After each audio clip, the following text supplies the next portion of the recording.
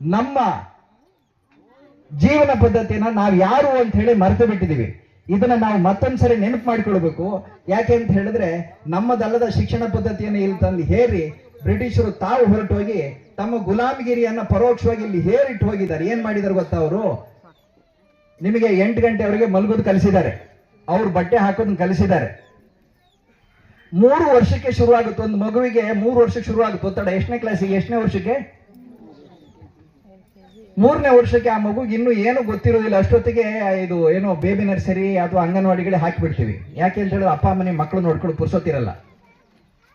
ಅದಾದ್ಮೇಲೆ ಆ ಹುಡುಗನಿಗೆ ಆ 3ನೇ ವರ್ಷಕ್ಕೆ ಒತ್ತಡ ಹಾಕಕ್ಕೆ ಶುರು ಮಾಡ್ತಾರೆ. ಶಾಲೆಗೆ ದುಡ್ಡು ಬರಬೇಕು. ಇವ್ರ ಶಾಲೆ ಚೆನ್ನಾಗಾದ್ರೆ ಇವ್ರ ಶಾಲೆ ಫೀಸ್ ಹೆಚ್ಚಾಗುತ್ತೆ, ಆಮೇಲೆ ದುಡ್ಡು ಜಾಸ್ತಿ ಬರುತ್ತೆ. ರಿಸಲ್ಟ್ ಬರಬೇಕು ಅಂತ ಮಕ್ಕಳ ಮೇಲೆ 3 ವರ್ಷದ ಮಕ್ಕಳ ಮೇಲೆ ಒತ್ತಡ ಹಾಕ್ತಾರೆ.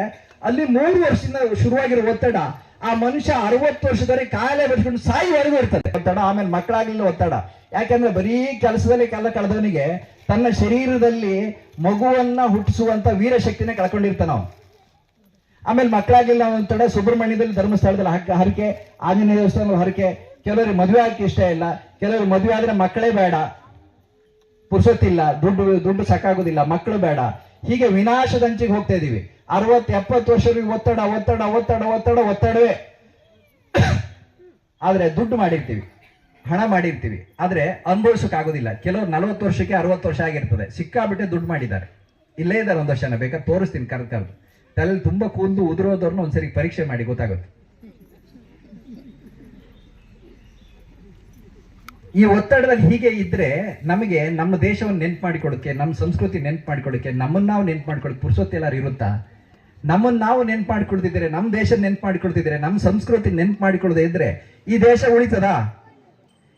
ಜಗತ್ನಲ್ಲಿ ಶಾಂತಿ ನೆಲೆಸಬೇಕು ಅಂತ ಹೇಳಿದ್ರೆ ಓಂ ಶಾಂತಿ ಶಾಂತಿ ಶಾಂತಿ ಅಂತ ಹೇಳಿ ಹೇಳಿರುವಂತ ಉಪನಿಷತ್ಕಾರರು, ಋಷಿಗಳದ್ದು ಅವ್ರ ಮಾತುಗಳು ಮತ್ತೊಂದ್ಸರಿ ಇಲ್ಲಿ ಅನುರಣನ ಆಗ್ಬೇಕಲ್ವಾ? ಆಗದೆ ನಾವು ಮಾಡದೇ ಇದ್ರೆ ಇನ್ಯಾರು ಮಾಡೋದು? ನಾವು ಮಾಡದೇ ಇದ್ರೆ ಇನ್ಯಾರು ಮಾಡೋದು? ಇದನ್ನ ನೆನಪು ಮಾಡಿಕೊಳ್ಳೋಕ್ಕೋಸ್ಕರನೇ, ಈ ಜವಾಬ್ದಾರಿ ನೆನಪು ಮಾಡಿಕೊಳ್ಳೋಕ್ಕೋಸ್ಕರನೇ, ಇದಕ್ಕೆ ನಿಮ್ಮನ್ನು ಕಟಿಬದ್ಧರಾಗಿ ದೀಕ್ಷಾಬದ್ಧರನ್ನು ಮಾಡೋಕ್ಕೋಸ್ಕರನೇ ದುರ್ಗಾ ಆಂದೋಲನ ಇರೋದು. ನಮಸ್ಕಾರ.